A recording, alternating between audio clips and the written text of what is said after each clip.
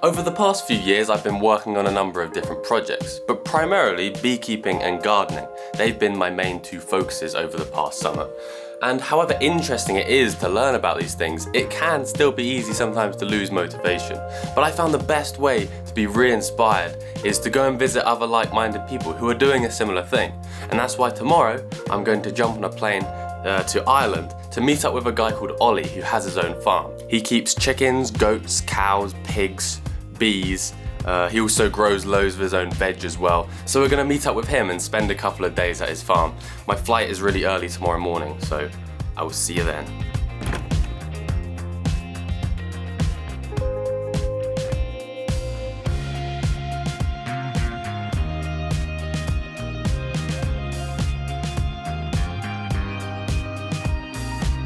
After arriving in Dublin, I took a coach across the city to where I met up with Ollie. Hey! How's it going? How are you? Good. Nice to meet you. Good to meet you too. So you got a delivery today? Yeah, delivery into my local Super Value Knockline here. And was this the honey you harvested this year? Yep, this is my Lucan soft set, and then in the crate underneath I have 20 blossom honey from an apiary just up the road.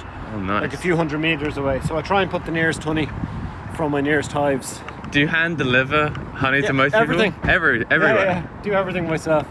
Nearly gone again. This is where your honey belongs. This is where my honey is. One of the places. I'm in two places here. So that's my soft set. And then this is my Ballycullen honey, which is literally a few hundred metres away. Oh, is that like summer? I think that's the spring, is it? Spring, yeah. Spring blossom. Oh, yeah. I'm still bottling up the summer honey.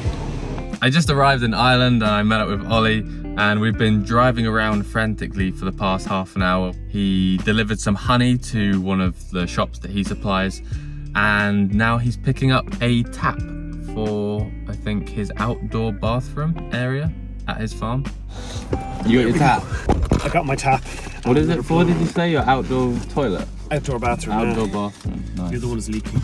So how far away from Dublin are we? Distance, I don't know, but probably maybe 12 kilometres, something like that. This is my poor house that I started renovating and need to finish. These are all my apple trees. Do you have a part of your house with a roof? No, I have a little place that I restored a few years ago.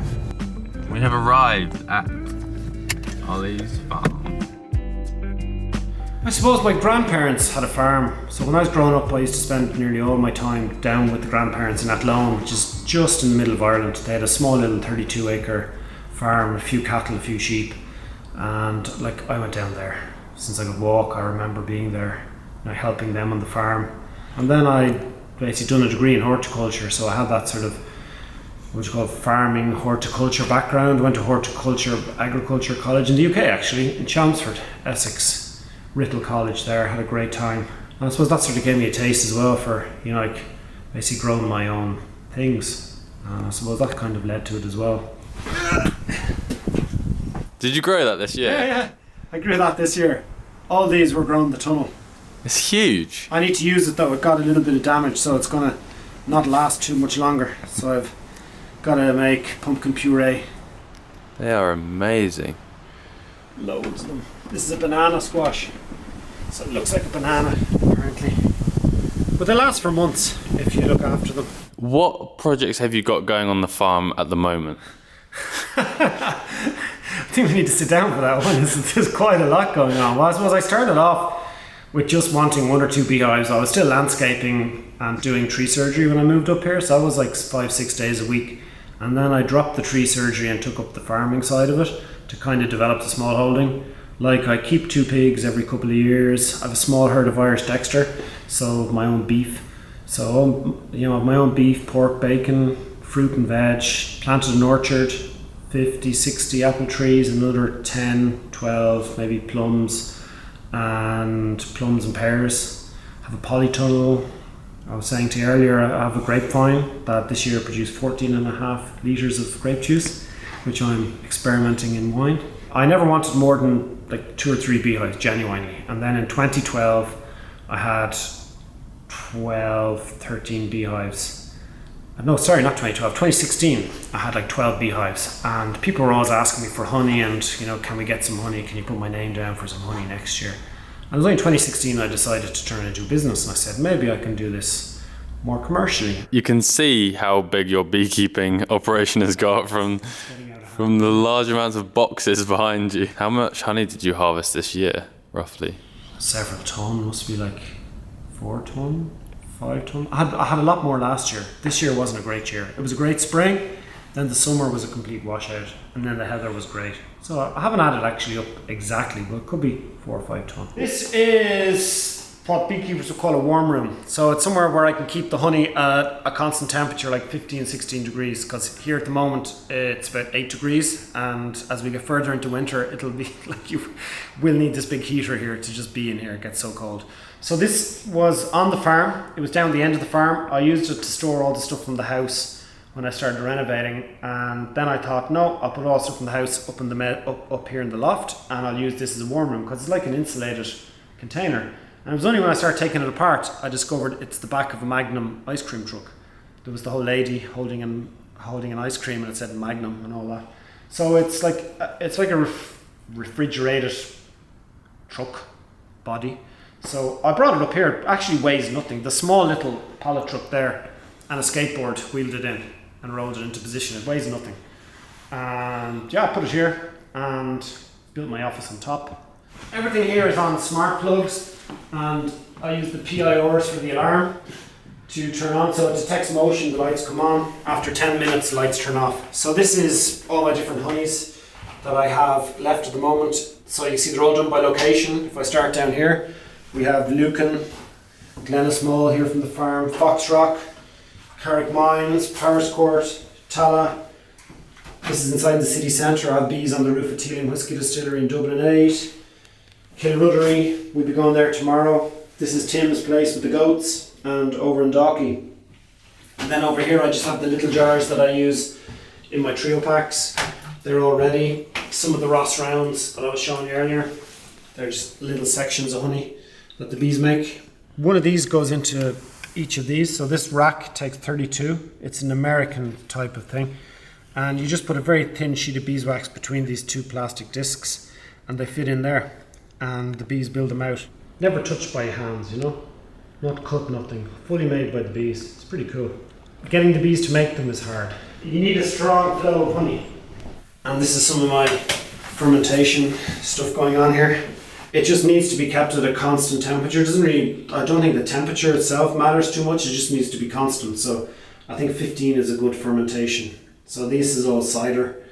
And this is my 2 different wines, and this is my 2 meads that I'm doing at the moment.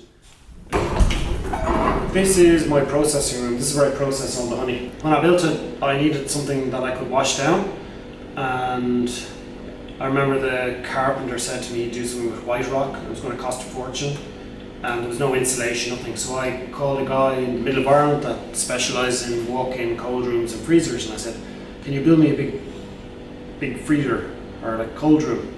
So it's got like 80 or 100 mil panels, and it's super insulated. Like it doesn't take much to keep it warm, and yeah, so I can basically power wash it down. Your honey extractor looks a lot bigger than mine. How many frames can you fit in there? Only 24, would you believe? Oh wow. My last extractor was 42 frames that I sold, but this one is swing basket, so it's not radial, it's tangential. So depending on the direction of the extractor, when it starts, they'll swing to one side, and it's just really efficient and fast at getting all the honey out of the frames. How long will it take to extract 24 frames or whatever? 7 minutes. Wow. And they come out bone dry. So it comes out of that, normally into buckets, and then when I get time, it goes over into the bottling machine, which is literally the funnel on top, and the jars fly around here. Empty jars go here, and it comes under, fills the jar, it comes out, I put the lid on it, and then it moves down to my labelling station here. These are all fully recyclable. They're a bit of a game changer for me in getting things sent out, because I had a lot of breakages, and the courier companies won't insure it because it's glass, and glass is very fragile. So I use these little sacks. They're fantastic. Like 4 jars, it'll take 8 jars. So I just put it in like that.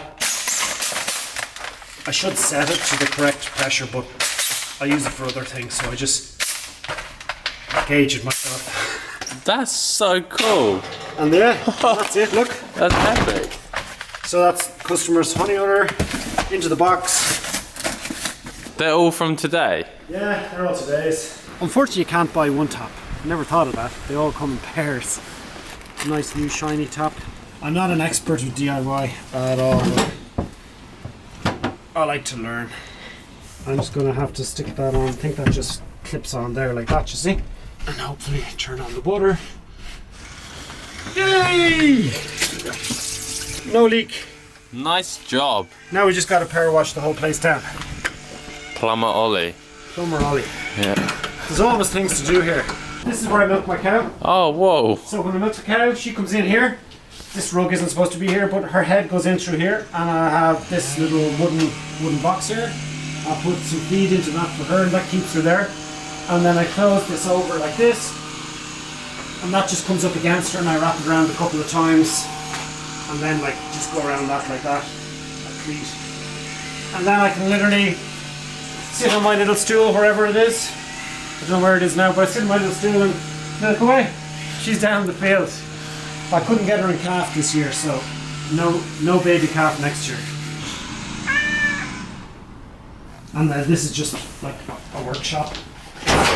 Old sheds falling apart that I just store things in. Yeah, there used to be a golf course next door, and it closed down 6 months or around 6-7 months after I moved in here. But we used to have balls flying over and bouncing on the yard, and I shouldn't say this, but I have a thing of golf clubs, and I used to send them back down the golf course. I know it's so dangerous, but it's so dangerous they're flying in and hitting me too. So I used to just get a driver and drive them back down and just shout for the crack. But yeah, I've been finding golf balls for the last 10 years everywhere. I wonder if they're worth anything. Do you think so? I think you could. I think if you just listed it on eBay as like Wash them all. 200 golf balls. Not 200, I'd probably well over 1,000. Okay. I think I have like 5 Tesco crates. So I make all my own compost from basically vegetable garden, fallen tree branches that I shred. See, I have this shredder that was from my landscaping business, and I just mix it with the digger. And this will all be going up to the vegetable garden, and we'll go on to the veg beds. So it's all organic.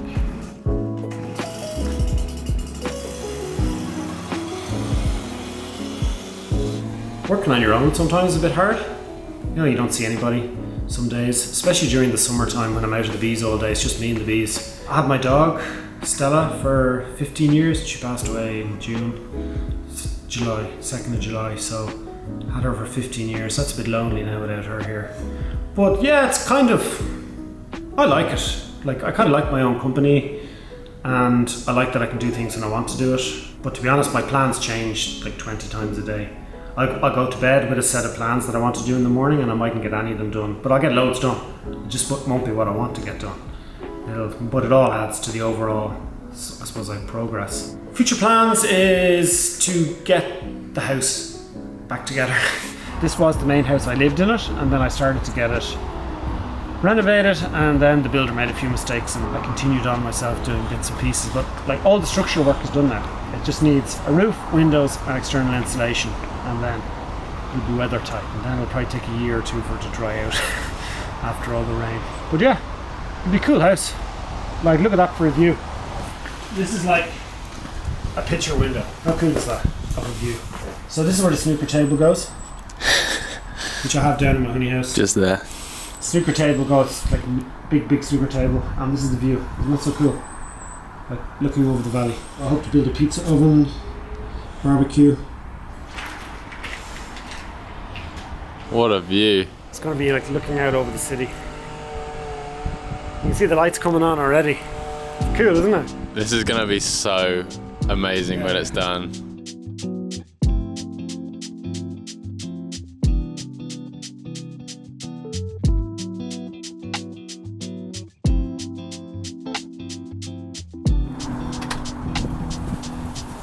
Good morning. Morning. The first thing I saw when I looked out the window this morning was you carrying a pallet. Yeah, it was just that stupid broken pallet that was in there. Yeah. So that'll go down and get chopped up for firewood. And do you get up at 7 o'clock every day? 6. 6. Okay. Okay. 7. Nice. A lion. 6 Monday to Saturday and 7 on a Sunday. Okay. Today, label that honey. And how many jars? About 200 jars of honey to label. Prepare delivery, maybe 2 deliveries, and then go check bees after the vet's here. I've never heard of a cow before.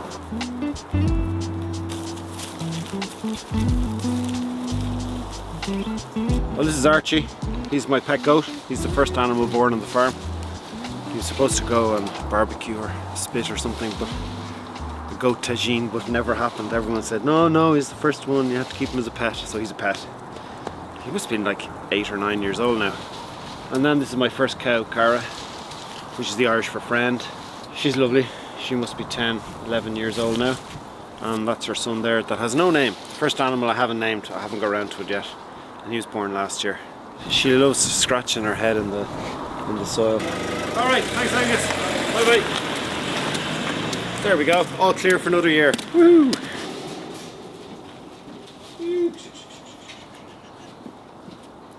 How long have you been keeping chickens? Since day one. Literally the day I moved up here, I went and bought 2 chickens. So I have 2 at the moment. I had 12 a few weeks ago, but the fox came and wiped everything out. So I only have 2 now. And I think 2 is enough. For me, it's plenty. I get like an egg or 2 every day. They've kind of slowed down this time of the year now. So the plan for in here then, because this year it was completely taken over with pumpkins and everything. It was like a jungle. They were climbing up the plastic and everything of the tunnel. So the plan next year is just to get it back into producing loads of salad, tomatoes. I do sow garlic. There's some garlic planted in here. So that's like, will be harvested in June.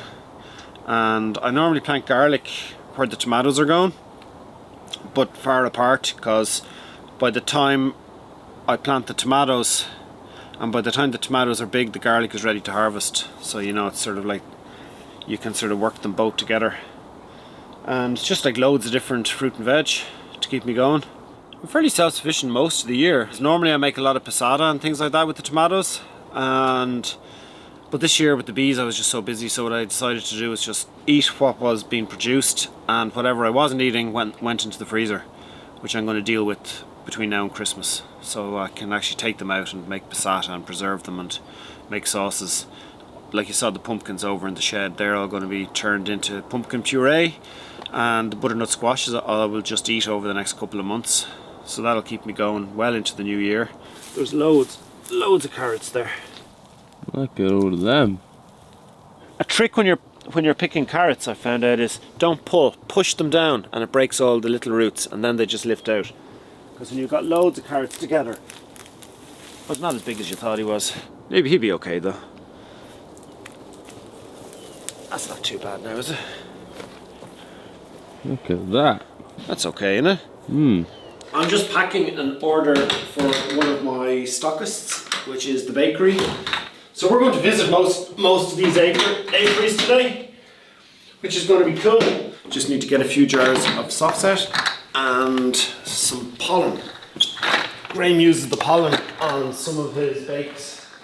So Ollie needs to make a few deliveries to his customers, and he also needs to load up 2 beehives into his truck, and he's taking them to one of his apiary sites. He's also going to do some checkups on some of his bees, see if they're doing okay, because like right now we're kind of right at the end of the beekeeping season, going into winter. As a beekeeper you can't really do a huge amount now. He's just going to do a little checkup on some of his hives. Hopefully they're doing well.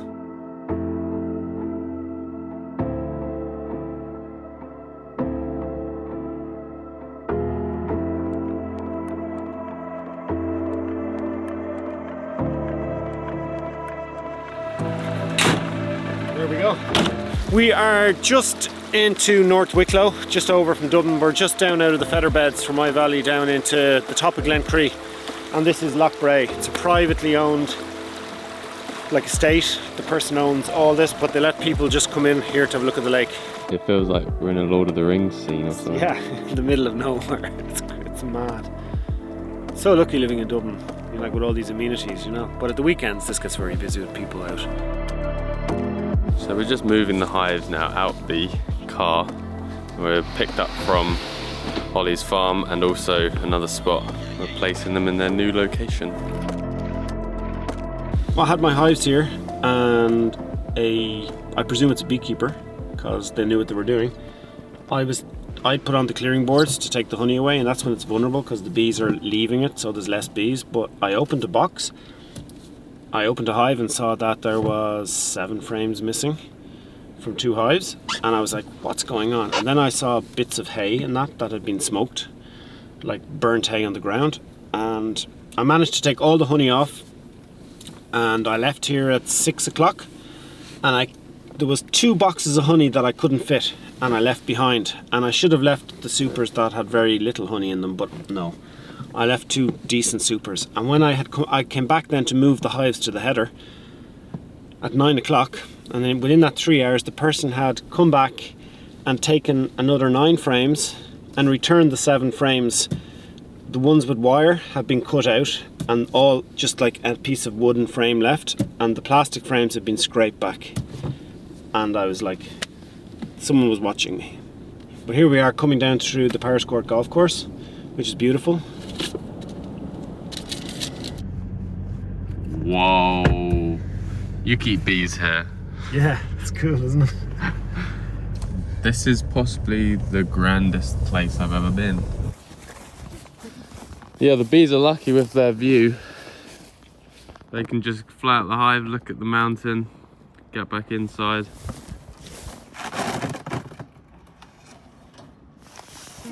Heavy, heavy, heavy, and the last one is medium. And for people who are unsure why you're lifting it, heavy is a good sign. Why? Yeah, it's just checking the weight. Means that they have plenty of food. Over the next few hours, we visited about 6 of Ollie's apiaries, checking the weight of the hives and making sure none of them had been blown over in the recent storms.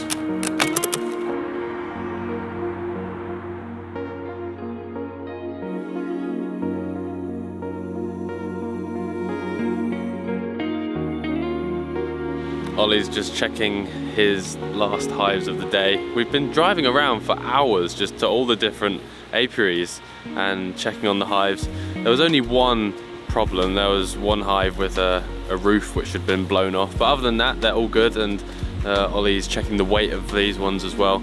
And this particular apiary is really interesting because the land which the bees are on, the farmer has goats and makes cheese, and he makes cheese mixed with honey, and the honey comes straight from the bees that are next to the goats, which is pretty cool. I checked everything about a month ago, and they were all queen right and loads of brood. So, and they're all really heavy now. The ivy is just finished. You see it there behind you. Still a bit of it actually in flower. Plan now to go back and unload the few bits and bobs I collected earlier today and label that honey that I was to do yesterday. About 200 jars to label. Need that for tomorrow morning. So that's next. What time is it now? 20 past 4. You got a delivery today. Yeah, when I wasn't here, and it was supposed to come yesterday and they never came, so I presumed they weren't coming today. So I remotely opened the shed, let him in. He's just unloaded it all here. So we got to get this on a pallet and put it upstairs. That's the first job.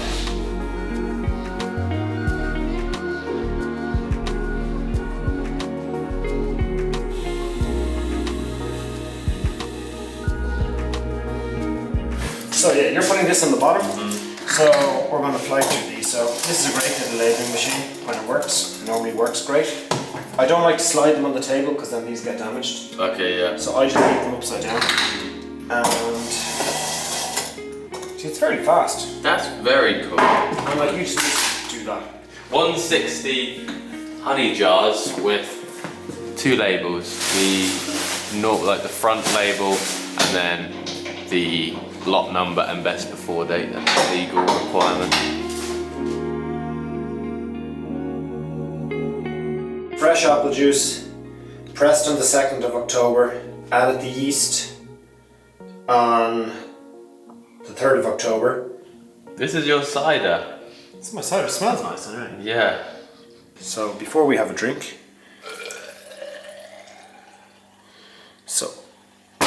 have a look and see now where it is. Oh. It's gone below 1? No. Yeah, it can go How below. can it go under though? Because does, yeah. because alcohol will make it maybe less dense. Yeah, so it's 2 points under 1. So it's at 9.8. So now wait, we see now, if I change this to 0.980, okay, we better be careful drinking this. It's 8.3%. Whoa, that's some strong cider. According to the map, I don't know, but let's see, what can we use? We have jars here. Seems to want me to try everything. So it'll be interesting to see now what you think. I hope this is not 8.3%. I have a keg coming, so I'll be able to carbonate this. There we go. Cheers. Wow. It's not bad, is it? That's really good. And it only gets better with time. That's so good. I love that. That is some good home brewed cider. From your apples, just From my apples behind this wall. I'm kind of at a crossroads. I'm at the maximum number of hives I reckon I can manage and still have a life. Do I want to take on another beekeeper and grow, and expand Ollie's farm into like one of the biggest honey farms in Ireland? Or I started doing farm tours during COVID and beekeeping experiences. People asked me, can we come up and like see what it's like to be a beekeeper? And I thought, cool, yeah, I'll give that a go. And I loved it. Like meeting people that wanted to be here and loved to hear my story and just wanted to learn. So I'm at this crossroads. Do I expand the number of hives, or do I go down more into the farm tour beekeeping experience? Because I love doing it. I love when people come here and like I basically show them everything, like yourself. I just love it. I get a great buzz out of it. It was so great to spend a couple of days at Ollie's farm, and it certainly did inspire me to try and become a bit more of a busy person. I could definitely be busier. Ollie wakes up at 6 o'clock every morning. Yeah, he has so many projects on the go, but he just gets on with it and gets so much done. So I'm gonna try and be a little bit more like that. I'll leave the links to Ollie's website and social media stuff below so you can check him out. He has a website, and if you're ever in Dublin, definitely try and find his honey in the local food shops. Thanks for watching everyone, hope you enjoyed. I'll see you soon.